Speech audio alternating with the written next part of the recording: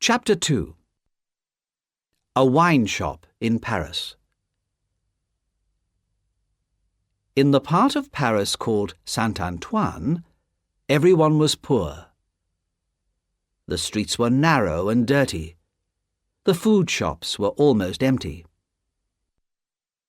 The faces of the children looked old already because they were so hungry. In the wine shop of Monsieur Defarge, there were not many customers, and Defarge was outside talking to a man in the street.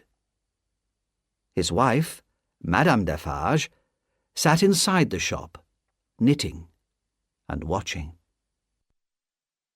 Defarge came in, and his wife looked at him, then turned her eyes to look at two new customers, a man of about 60 and a young lady.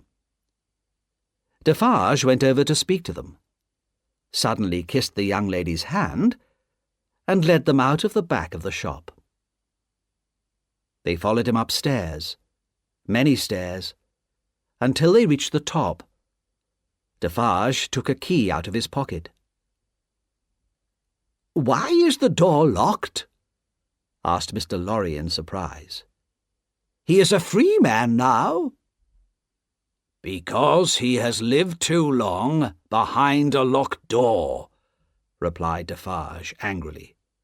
"He is afraid if the door is not locked. That is one of the things they have done to him." "I'm afraid too," whispered Miss Manette. Her blue eyes looked worriedly at Mr. Lorry. "I am afraid of him, of my father." Defarge made a lot of noise as he opened the door.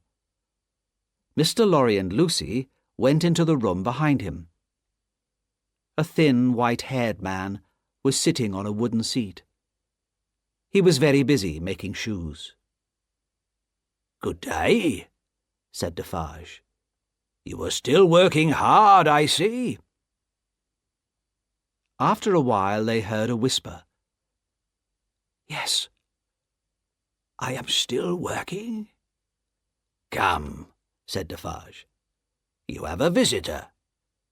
Tell him your name."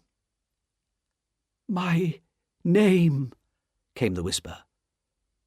105, North Tower." Mr. Lorry moved closer to the old man. "Dr. Manette, don't you remember me? Jarvis Lorry?" he asked gently. The old prisoner looked up at Mr. Lorry, but there was no surprise, no understanding in his tired face, and he went back to work making shoes. Slowly, Lucy came near to the old man. After a while he noticed her. "Who are you?" he asked. Lucy put her arms around the old man and held him, tears of happiness and sadness running down her face. From a little bag, the old man took some golden hair. He looked at it, and then he looked at Lucy's hair. "It is the same. How can it be?" He stared into Lucy's face. "No, no, you are too young, too young." Through her tears, Lucy tried to explain that she was the daughter he had never seen. The old man still did not understand, but he seemed to like the sound of Lucy's voice and the touch of her warm, young hand on his. Then Lucy said to Mr. Lorry, "I think we should leave Paris at once. Can you arrange it?" "Yes, of course," said Mr. Lorry. "But do you think he is able to travel?" "He will be better far away from this city, where he has lost so much of his life," said Lucy. "You are right," said Defarge. "And there are many other reasons why Dr. Manette should leave France now." While Mr. Lorry and Defarge went to arrange for a coach to take them out of Paris, Lucy sat with her father.